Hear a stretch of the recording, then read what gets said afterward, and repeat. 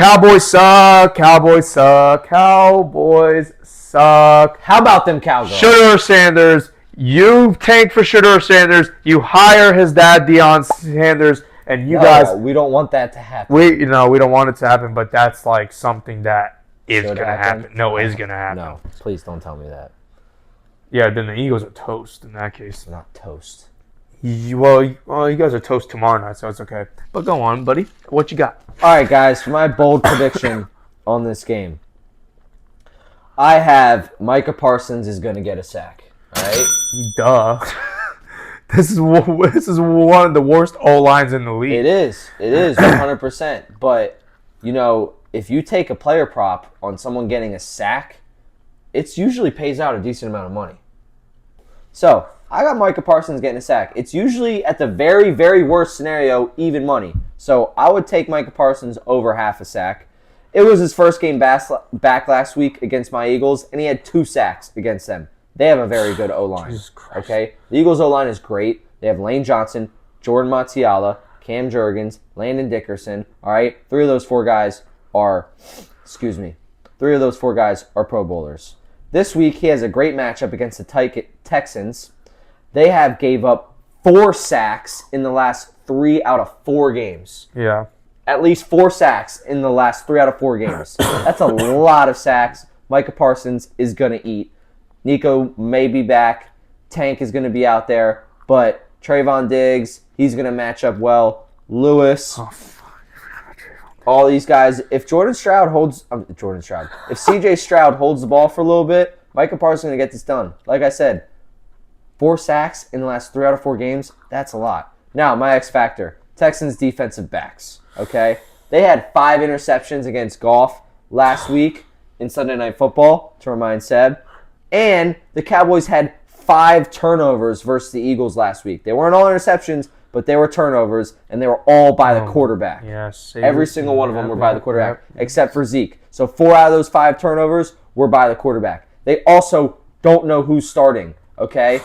So the defensive backs for the Texans are going to lock them down. He just got 5 picks against Goff, who is a prolific passer, prolific pocket passer too, and now he's going to be going against Trey Lance or Cooper Rush. Shoot, they may be going against both of them.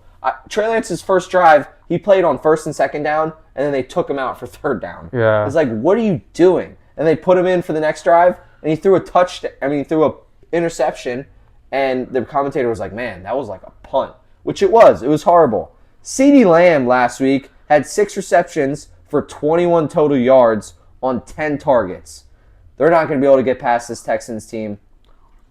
The Texans defensive backs are going to be like stink on shit. Yeah, Stingley's going to have a huge game. Huge game. Petrie, all these guys are going to be balling on these receivers. So, that brings me to my score prediction. I have the Texans winning this game 19-14. Very low scoring game. The Texans are coming off a losing streak. They've lost 2 straight, and so are the Cowboys. They've lost 4 straight. The Texans have also lost 3 out of their last 4. And oh my God. The Texans have not scored over 24 points in those last 4 games. So in that 3 out of 4 that they've lost, they haven't gone over 24 points. Don't have a high scoring game. The Cowboys also average 19.7 points per game. They're not going to be able to score enough to win this game. I got the, Look Texans at what I just game. got proposed in my 8-2 league, where my team is 8-2. You get Darnell Mooney, DeAndre Swift. No. I get that. Njoku, Hale, and Pollard for Mooney, Swift, and Robinson Jr. Are you serious? No, I'm declining this thing right now. Look at... it says I win it. It's not a bad trade, dude. It just depends if you believe in Tyreek Hill. You got to look at the... Do you see my team, though? I am 8-2. Amon-Ra and Tyreek Hill and Debo would be... And you have Derrick Henry and Kenneth Walker? What? Yeah, dude. Yeah, man. You're giving up 3 bench players. 2 bench players. Darnell Mooney's going off, though. Yeah, that is true. So, and Brian Robinson's a great backup to have. I don't know. I'm going to... 10-man league? No, 12-man. Wow, yeah, your team's stacked. Yeah, because I play with a bunch of Casuals. casuals. Don't get too derogatory. No, I don't want to. I like these kids, bro. I play basketball with them, but My X factor for this game is the Texans O-line. Like EJ gave you a great case about it. They are ranked 12th in the league, but Stroud took 11 quarterback hits and was pressured on 46.7% of his dropbacks. That has been a seasoning trend all year. Stroud has been sacked 30 times this year, second most in the NFL, behind Cleveland Browns' Deshaun Watson before he got hurt. He was sacked 33 times.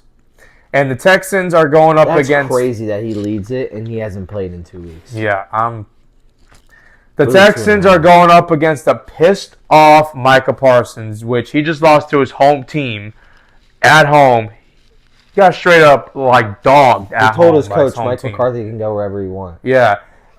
I saw that, and he was trying to save his butt. He's like, no, you guys misunderstood what I said. I'm like, okay. If they can protect Stroud, Texans should cruise. You guys also need to keep in mind that these two have a podcast together.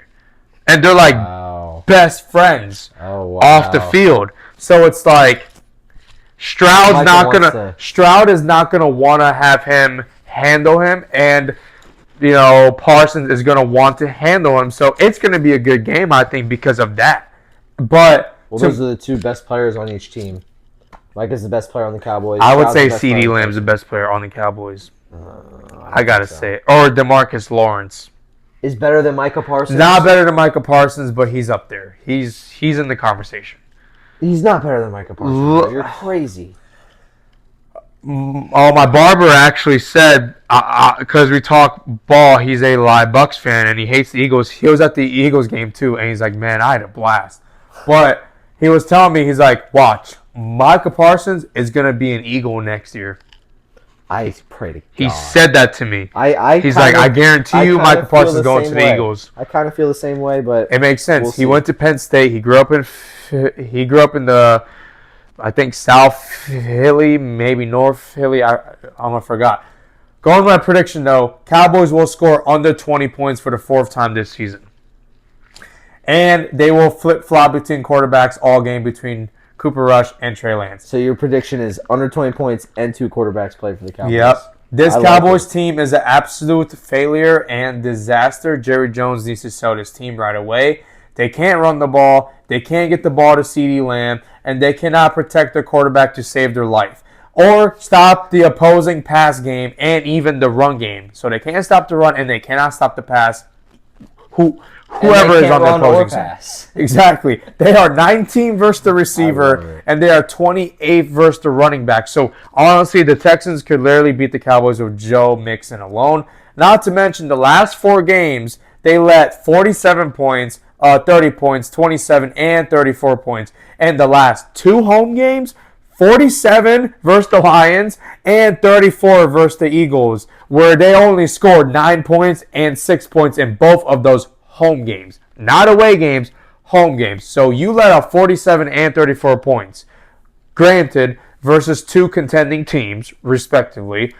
But you only put up 9 and 6 points in both of those home games. So that's a 71 to 15 point differential. Yes. So, with that being said, my score prediction is the Texans win 30-15. So the Texans break that streak of not getting over 24 points in the last. Cowboys will go to 3-7, and you're gonna have to start thinking about the draft. April. Mm-hmm. It's November. Start thinking about April, Cowboys fans. Look, my team is in a rebuilding year, and we're better than the Cowboys.